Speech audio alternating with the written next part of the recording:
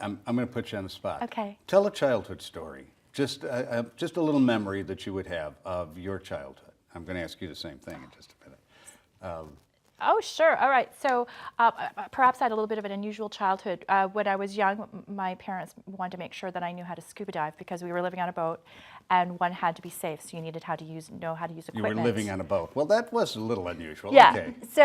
So here I was, freezing cold, and I'm, 4 or 5 years old, and my parents are teaching me how to scuba dive because it was a necessary survival means in which to get through if I ever went overboard, that I would have some way to survive. So I had to learn all these survival techniques when I was like 4 or 5 years old. And when you go back to school and you're going back to school with people who haven't had this experience, there's no connection with kids at school. So that Well, I would say that would be a different memory than many people have, regardless of whether you were here or somewhere else. But the connection, still there was a connection with your parents. They wanted to keep you safe. They wanted to make you happy. So, okay. Now. Yes, my turn. Your turn.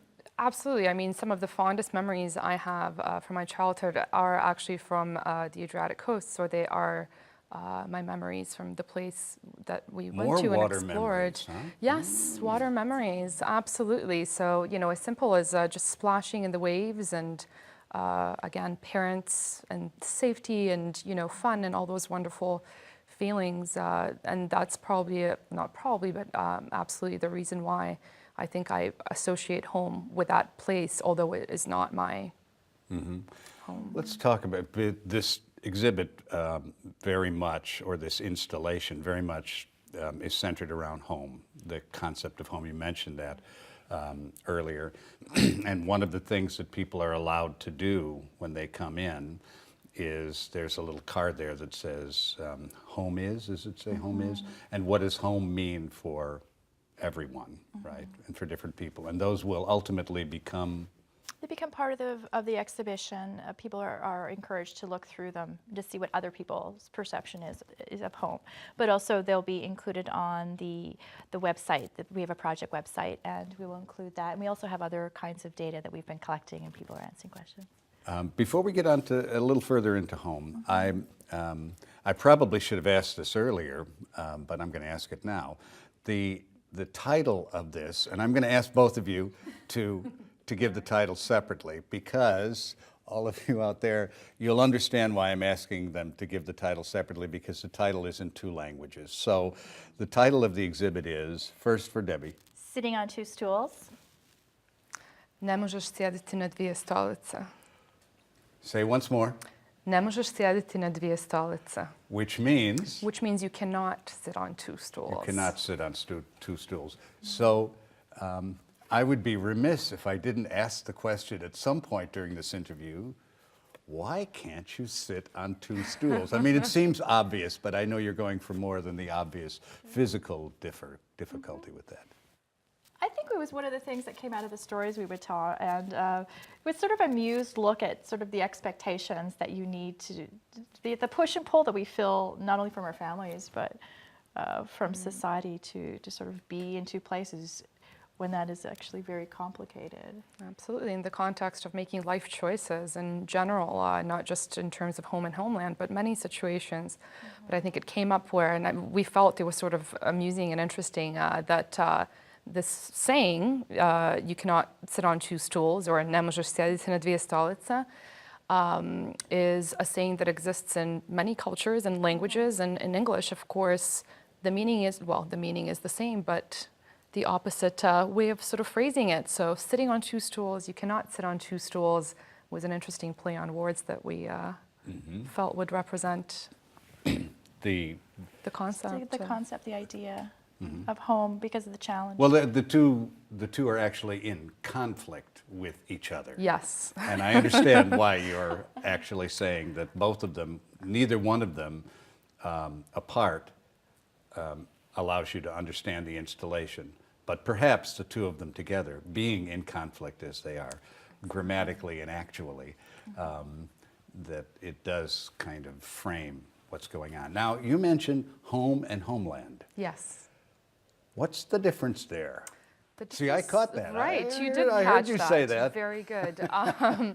So home and homeland, I mean, that is really the question that we are posing, to the audience. Part of that, are the cards that you mentioned that are part of our show and sort of the call for people to tell us, how they feel about it, what they think. But personally, it is something that I'm still trying to reconcile. And I think this process has actually really helped me, through interviewing others who are facing similar, challenges, to come closer to figuring out exactly, what is home? What is homeland?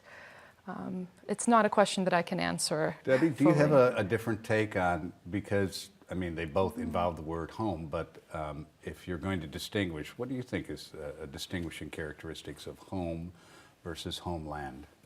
Well, I've had an interesting experience recently, having just left what I would consider to be my homeland to start a new home here in Chicago, and I see that place quite differently. It's almost if it's been now put into a sharper focus. That is something that I'm sort of exploring, which is actually quite an interesting experience to see your homeland in a different focus. I mean, of course, I'm still searching for home. That is something that I feel I'm eternally looking for. And interestingly enough, Toronto is my homeland, Canada's my homeland, but I wouldn't say that it's my home. But if you were thinking about home, what are some of the things that come to your mind? A traveling picnic, friends. Okay. Yes, Those are very slippery kinds of things. Not slippery in the sense of not being really good, but things that don't have an absolute root. Sometimes people talk about roots, but go ahead. And absolutely, they're not things that are associated. I mean, often, patriotism is such an interesting thing, and there are a lot of fine lines there.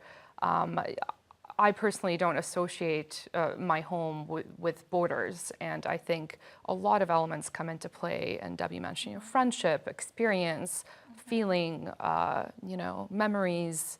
Memories can actually play a huge part in. I think, right. Deanna and I get together in Toronto. We've gotten together in Europe. We've now gotten together in Chicago. We have a traveling friendship that we then a sisterhood of the traveling friendship or something like that. I don't know. That's But that's sort of how that's what our life is, and that's how we are continuing. We were making plans for London in June. That's right, and we can take it anywhere. And yes, we can take the show on the road. You talked about memory, and one of the things that you write about in terms of writing about this is loss and memory, and how much one or the other of those plays in terms of what you would like to evoke in someone who comes in and experiences what you two have put together. Talk about loss and memory, what it means to you. Right, loss and memory. Do you want me to start with that? Please. I think one of the things I most notice about doing a show and about thinking about what home might be, as much as I don't understand what that is that I can look at photographs, but I cannot go back there. I cannot touch that. I can remember being in those photographs, but there is no connection anymore to those places and those times. So to me, there is this barrier. Or maybe not a barrier, maybe it's a filter. The only way I can go back is in my mind and through stories.